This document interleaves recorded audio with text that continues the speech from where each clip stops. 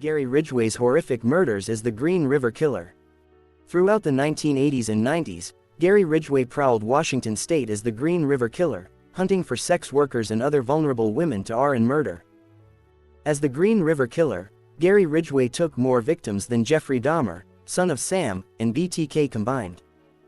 From 1982 to 1998, Gary Ridgway terrorized Washington state as the Green River Killer. He murdered at least 49 women, but the real number could be as high as 71. If true, this would make him one of the most prolific serial killers in American history, and one of the most brutal. From bragging about his choking ability to explaining the cold-blooded efficiency of performing necrophilia on a victim's corpse instead of finding a new victim to and kill. Ridgway's story was nothing short of chilling.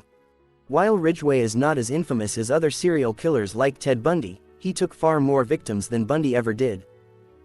In fact, by the time Bundy had already been captured in the mid-1980s, authorities were actively seeking his help in catching Ridgway, who at that point was still at large.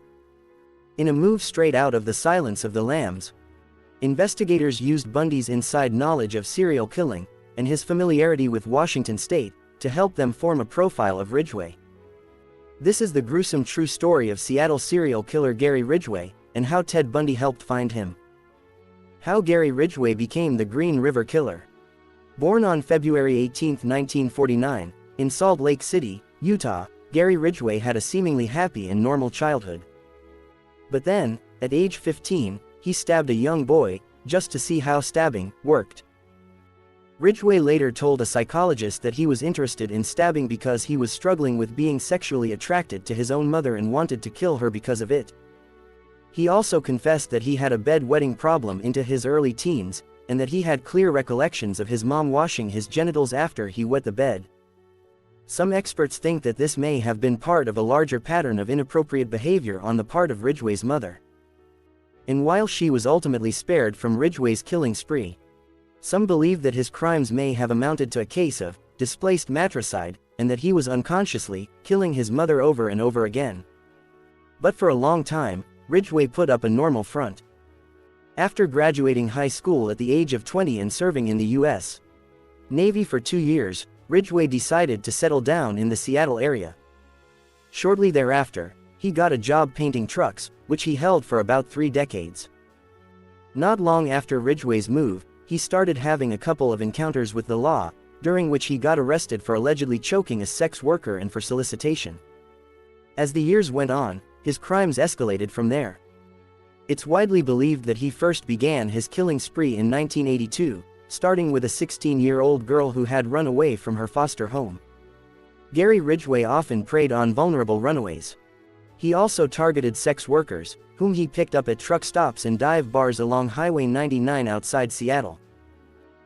After luring his victims into his car, he'd often gain their trust by showing them photos of his son, then engage in sexual activity with them before strangling them to death. Sometimes in the middle of intercourse. The Seattle serial killer would then dump their bodies in wooded areas around the Green River, which led to his chilling nickname. Ridgway would also purposely contaminate the crime scenes with gum and cigarette butts, since he didn't smoke or chew gum, to throw authorities off.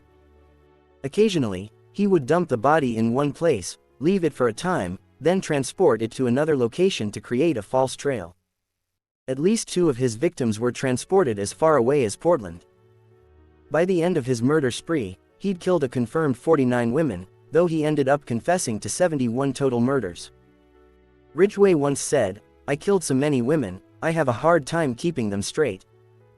When the bodies first started appearing, the King County Sheriff's Office formed the Green River Task Force, hoping to discover the person responsible. And they got help from an unlikely source. How Ted Bundy helped crack the case. Ted Bundy, one of the most infamous serial killers in American history, helped find Gary Ridgway. Two members of the Green River Task Force were Robert Keppel and Dave Reichert. They periodically interviewed psychologists and criminologists, hoping to gain insight into the motives behind the killer's movements. Eventually, in 1984, their interviews led them to the infamous Ted Bundy. According to Keppel, Bundy actually volunteered himself to take part in the investigation. Keppel described receiving the shocking request from a detective of the Seattle Police Department. It was a letter from a wannabe consultant and the most unlikely person I ever expected to be of assistance in the Green River murders. The letter came from a cell on death row in Florida. The sender was Theodore Robert Bundy. I was stunned. By that point, Bundy had already been imprisoned for several years for murder, burglary, and necrophilia. And at the time, he was awaiting his execution, which would ultimately come in 1989.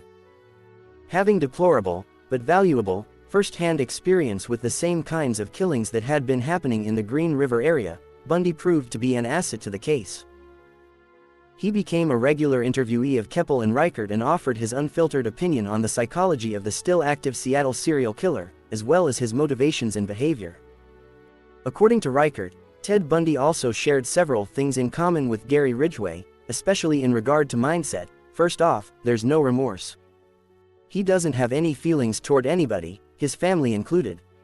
And that's what I saw in Bundy and what I saw in Ridgway. As Reichert explained in an interview with the New York Times, like Mr. Bundy, Mr. Ridgway craved attention and control and was prideful when discussing his killings. When detectives presented him with an unsolved murder to see if he would confess it, he told them, "Why, if it isn't mine? Because I have pride in what I do. I don't want to take it from anybody else." During one interview session, Bundy reportedly suggested that the uncaught Seattle serial killer was most likely revisiting his dump sites to perform necrophilia on the corpses. He advised the investigators that if they found a fresh grave, they should stake it out and wait for the killer to return. Bundy's theories turned out to be absolutely correct, and the police were able to use them to collect samples and provide evidence for an arrest warrant. However, it took police until 2001 to finally arrest Gary Ridgway. Gary Ridgway was sentenced to life in prison in 2003, after narrowly avoiding the death penalty. In 2001, Gary Ridgway was arrested on suspicions of murdering 4 women, and his DNA was later linked to them.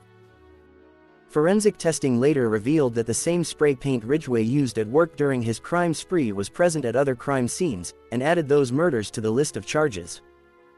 By that point, Ridgway had not only held a steady job for 30 years but had also been married 3 times.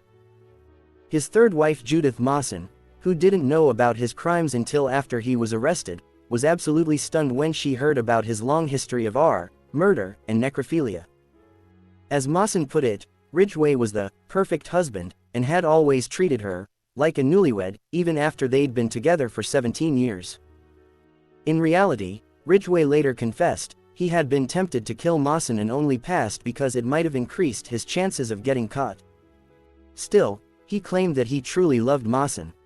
And according to the timeline of his known murders, his kill rate went down after they had gotten married.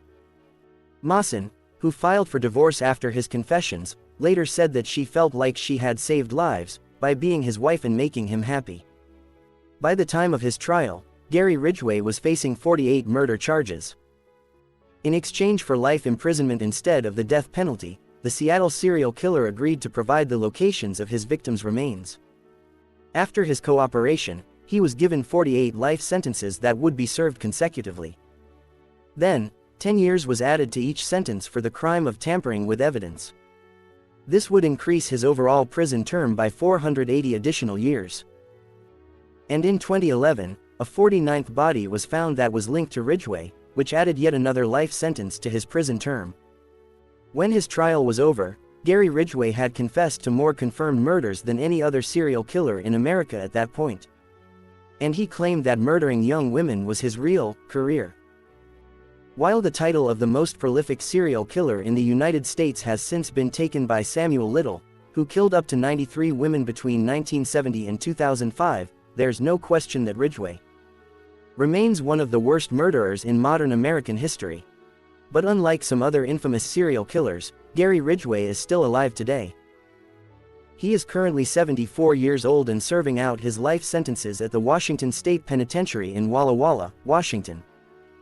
Ridgway is expected to spend the rest of his life behind bars.